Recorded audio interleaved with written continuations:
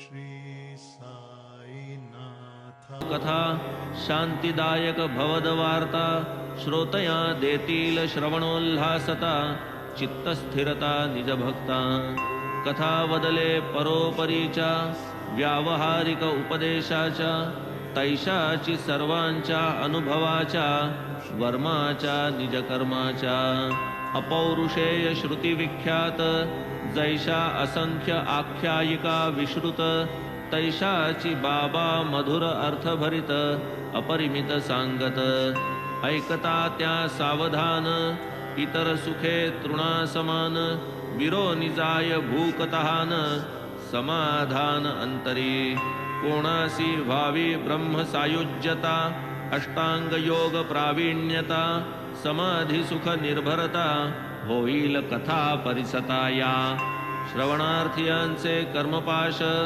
तोडून टाकिती या कथा अशेष बुद्धीसी देती सुप्रकाश निर्विशेष सुख सकला तेणे मज स्फुरली वासना ऐशा सुसंग्राह्य कथा नाना ओवूनी करावे माला ग्रथन हीच उपासना चांगली कानी पडता चार अक्षरे तात्काळ जीवाचा दुर्दिन ओसरे संपूर्ण कथा ऐकता सादरे भावार्थी उतरेल भवपार माझी करोनिया लेखणी बाबाची गिरवितील माझा पाणी मी तो केवळ निमित्ताला धणी अक्षरे वळणी वळवितो वर्षानुवर्ष बाबांची लीला पाहोनी लागला मनासी चाळा बाबांच्या गोष्टी कराव्या गोळा भोळ्या प्रेमळा कारणे होऊन या प्रत्यक्ष दर्शन निवाले नाहीत ज्यांचे नयन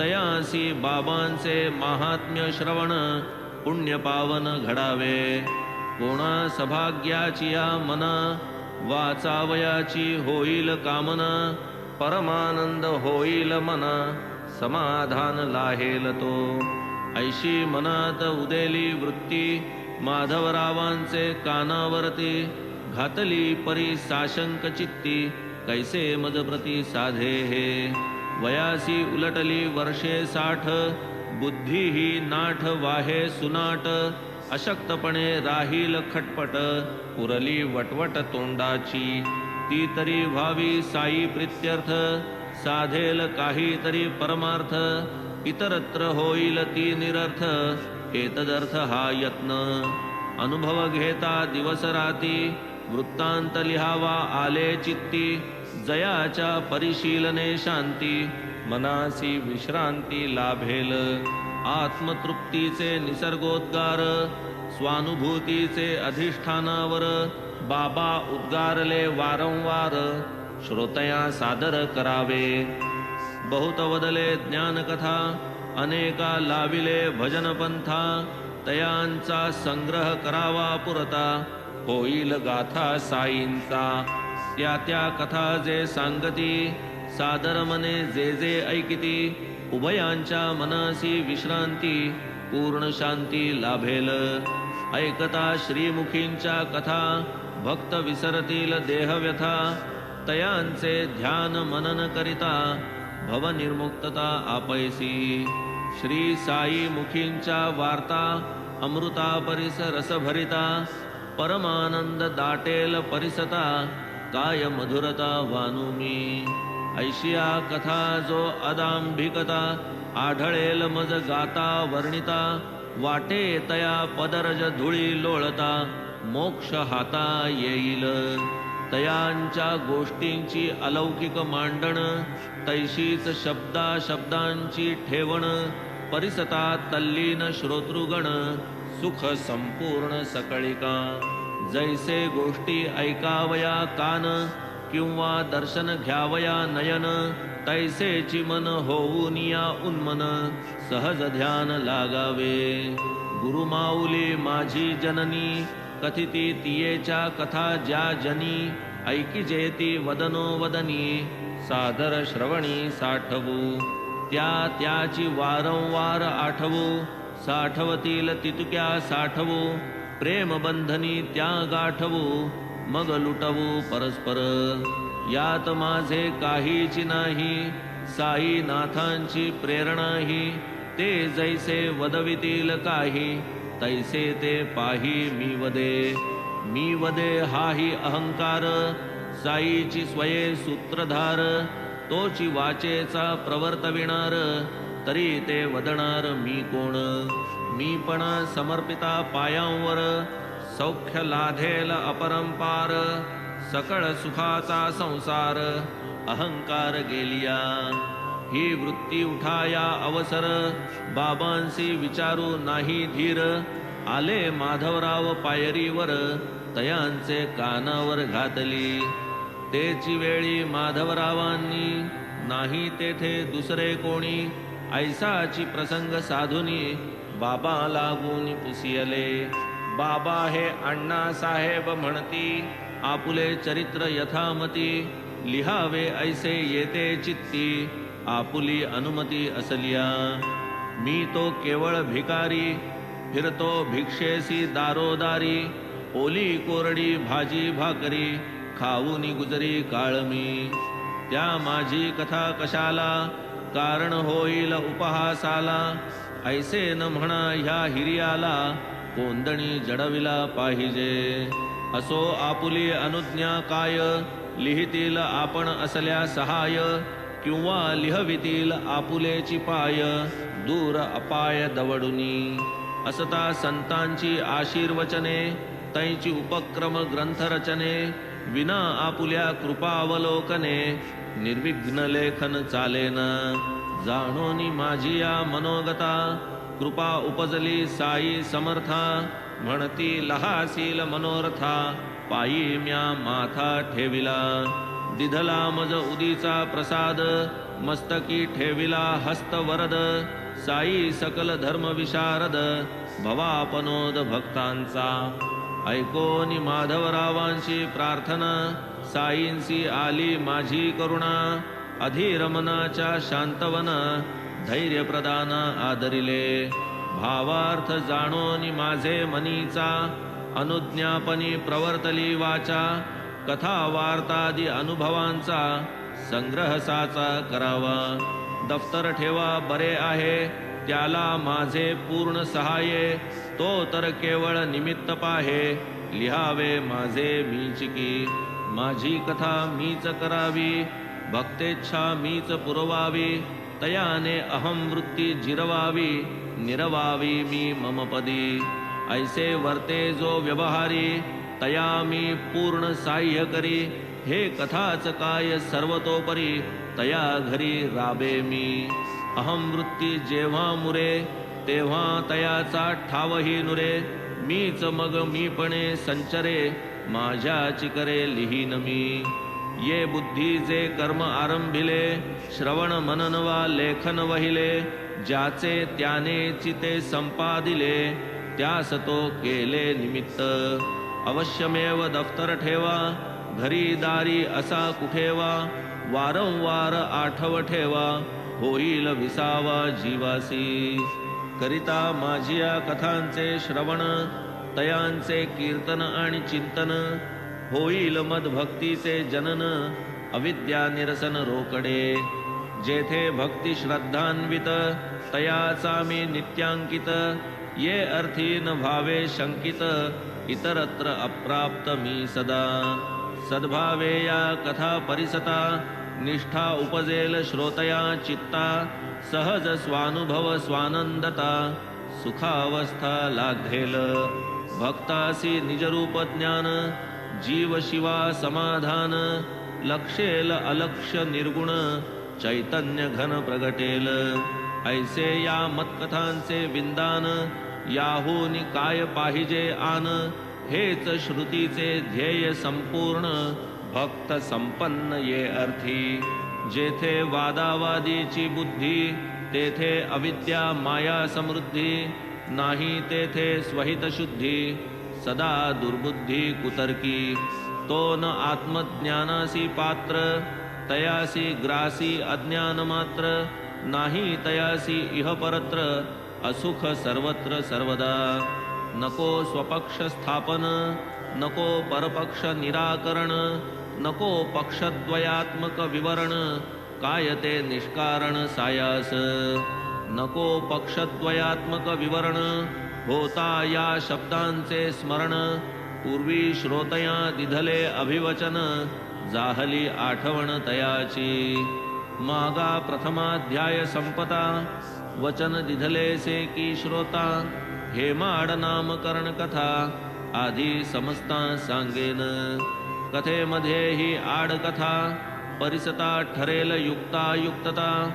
होईल जिज्ञासेची पूर्तता, ही प्रेरकता साईंची. पुढे मग पूर्वानुसंधान, होईल साई चरित्र निवेदन. म्हणून श्रोता करावे श्रवण, दत्तावधान ते कथा. आता हा साई लीला ग्रंथ, भक्त हेमाडपंत विरचित. ऐसे जे प्रति अध्यायांती श्रुत, ते हे पंत कोण की. सहज आशंका श्रोतया मन, करावया तज्जिज्ञासा शमन. कैसा आरंभ ह्या नामकरण, व्हावे त्या श्रवण सादर. जन्मादारभ्य मरणावधी, षोडश संस्कार देहा संबंधी. त्यातील एक नामकरण विधी, संस्कार सिद्धी प्रसिद्ध. तत्संबंधी अल्पकथा, श्रोता परिसिजे सादर चित्ता. हेमाडपंत नामकरणता, प्रसंगोपात्तता प्रकटेल. आधी हा लेखक खट्याळ, जैसा खट्याळ तैसा वाचाळ. तैसाची टवाळ आणि कुटाळ, नाही विटाळ ज्ञानाचा. नाही ठावा सद्गुरु महिमा, कुबुद्धी आणि कुतर्क प्रतिमा. सदा निज शहाणीवेचा गरिमा, वादकर्म प्रवृत्त. परिप्राक्त निरेषा सबळ, तेणेची साईंचे चरण कमळ. दृष्टीसी पडले अदृष्टे केवळ, हा तो निश्चळ वादनिष्ठ. काका साहेब भक्त प्रवर, नाना साहेब चांदोरकर. यासी ऋणानुबंध नसता जर, कोठूनी जाणार शिर्डी सहा. काका साहेब आग्रहा पडले, शिर्डीचे जाणे निश्चित ठरले. जावयाचे दिवशीच बदलले, मन ते फिरले अवचित. याचा एक परममित्र, तो लब्धानुग्रह गुरुपुत्र. असता लोणावळ्यासी सहकलत्र, प्रसंग विचित्र पातला. तयाचा एकुलता एक सुत, शरीरे सुदृढ गुणवंत. असता त्या शुद्ध हवेच्या स्थानात, ज्वराक्रांत जाहला.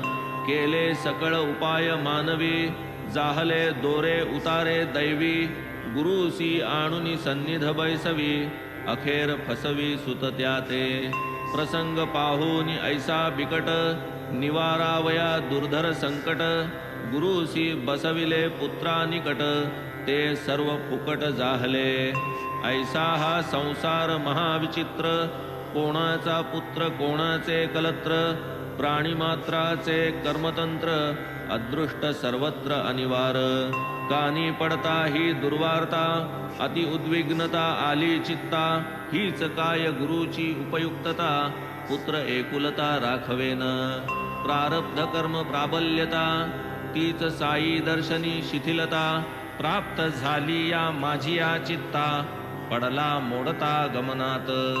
किमर्थ जावे शिर्डी प्रती, काय त्या माझ्या स्नेहाची स्थिती.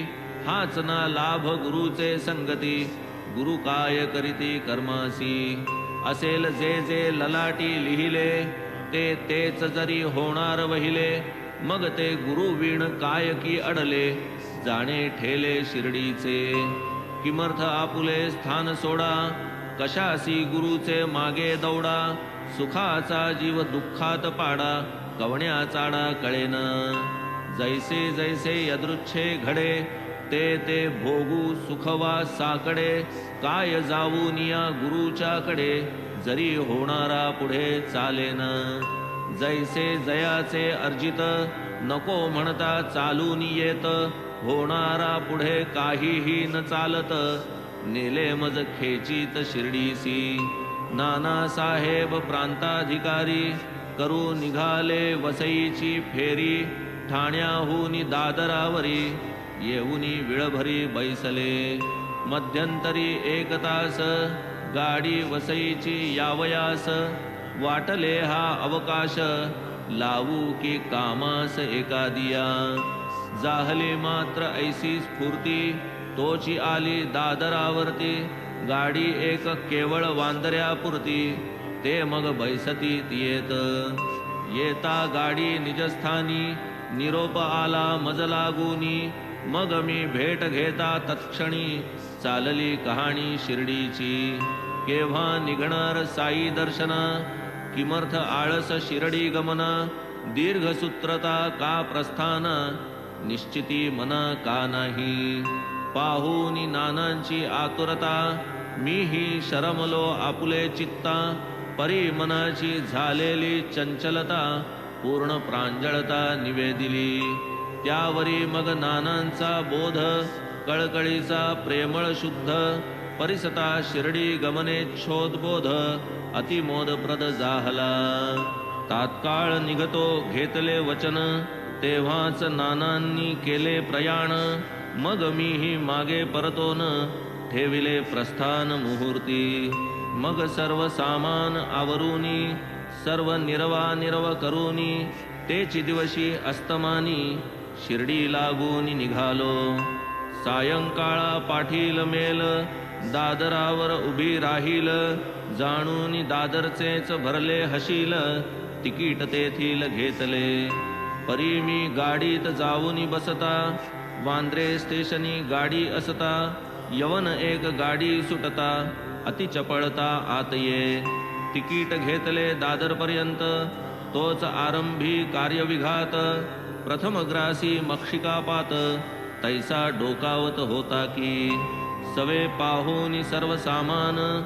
यवन पुसे मज कोठे गमन तव म्हणे मी दादरासी जाऊन मेल साधीन मनमाडची तव तो सुचवी वेळेवर उतरू नका हो दादरावर मेल न तेथे थांबणार बोरी बंदर गाठावे होती न वेळी ही सूचना मेल दादरवर मिळती ना नकळे मग या चंचल मना काय कल्पना उठत्या ते परी ते दिवशी प्रयाण योग साधावा ऐसाची होता सुयोग म्हणून मध्यंतरी हा कथा भाग घडला मनाजोग अवचिता तिकडे भाऊ साहेब दीक्षित होतेची मार्ग प्रतीक्षा करीत उदयिक 9-10 आत जाहलो शिर्डीत सादर इसवी सन 1910 वर्तमान हे घडले पहा एक साठ्यांचाच वाडा तेव्हा होता रहावयासी उतारूस तांग्यातून उतरल्यावरी दर्शनोत्सुक्य दाटले अंतरी कधी चरण वंदीन शिरी आनंद लहरी उसळल्या इतुक्यात साईंचे परमभक्त तात्या साहेब नूलकर विख्यात मशिदीतून आले परत म्हणती त्वरित दर्शन घ्या आलेची बाबा मंडळी निशी वाडियाचे कोपऱ्यापाशी चला आधी धूळ भेटीसी मग ते लेंडीसी निघतील पुढे मग करा स्नान बाबा जो येता ती मागे परतोन तेव्हा मग मशिदीस जाऊन स्वस्थ दर्शन घ्या पुन्हा ऐसे ऐकून घाई घाई धावलो बाबा होते त्या ठाई धुळीत घातले लोटांगण पायी आनंद न माई मनात नाना साहेब सांगून गेले त्याहून अधिक प्रत्यक्ष पाहिले दर्शने म्या धन्य मानिले साफल्य जाहले नयनांचे कधी ऐकिली नाही देखिली मूर्ती पाहून दृष्टी निवाली तहान भूक सारी हरपली तटस्थ ठेली इंद्रिये लाधलो साईंचा चरण स्पर्श पावलो जो परामर्श तोच या जीवाचा परमोत्कर्ष नूतन आयुष्य तेथूनी ज्यांचे निलाधलो हा सत्संग सुखावलो मी अंग प्रत्यंग तयांचे ते उपकार अव्यंग राहोत अभंग मजवरी ज्यांचे निपावलो परमार्थाते ते चिकी खरे आप्त भ्राते सोयरे नाहीत तया परते ऐसे निजचित्ते मानी मी केवढा तयांचा उपकार करू नेणे मी प्रत्युपकार, म्हणून केवळ जोडूनी कर, चरणी हे शिर ठेवितो. साई दर्शन लाभ घडला, माझिया मनीचा विकल्प झडला, वरी साई समागम घडला, परम प्रकटला आनंद. साई दर्शनी हीच नवाई, दर्शने वृत्तीसी पालट होई, पूर्वकर्माची मावळे सई, वीट विषयी हळूहळू. पूर्वजन्मीचा पापसंचय, कृपावलोकने झाला क्षय, आशा उपजली आनंद अक्षय, करीतील पाय साईंचे. भाग्ये लाधलो चरण मानस, वायसाचा होईल हंस, साई महंत संतावतंस, परमहंस सद्योगी. पापताप दैन्य विनाशी, ऐसिया साईंच्या दर्शनेसी, पुनीत आज जहालो मी बहुवसी, पुण्यराशी समागमे. पूर्वील कित्येक जन्मांच्या पुण्यगाठी, तीही साई महाराज भेटी, हा साई एक मीनलिया दृष्टी, सकल सृष्टी साई रूप. येताची शिर्डीसी प्रथम दिवशी, बाळासाहेब भाट्यांपाशी, आरंभ झाला वादावादीसी, गुरु कशासी व्हावा की.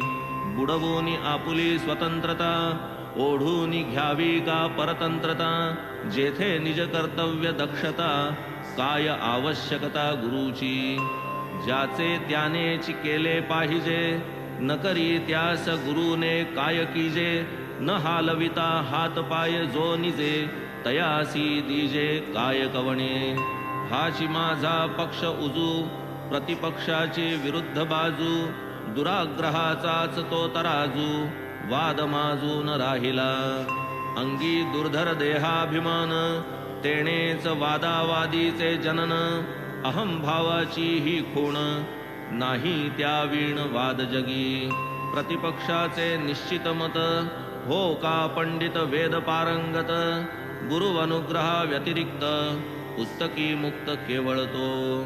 दैव थोर की कर्तृत्व थोर, वाद चालला हा घनघोर, केवळ दैवावर टाकून भार, काय होणार मी म्हणे. तव बोले विरुद्ध पक्षकार, होणारासी नाही प्रतिकार, होष्यमान नाही टळणार, मी म्हणणार भागले. दैवापुढे कोण जाई, एक करिता एक होई, ठेवा तुमची ही चतुराई, अभिमान ठाई पडेना. मी म्हणे हो म्हणता कसे हे, करील त्याचेच सर्व आहे, आळशा परी बैसूनी राहे, दैव साहे कैसे ते.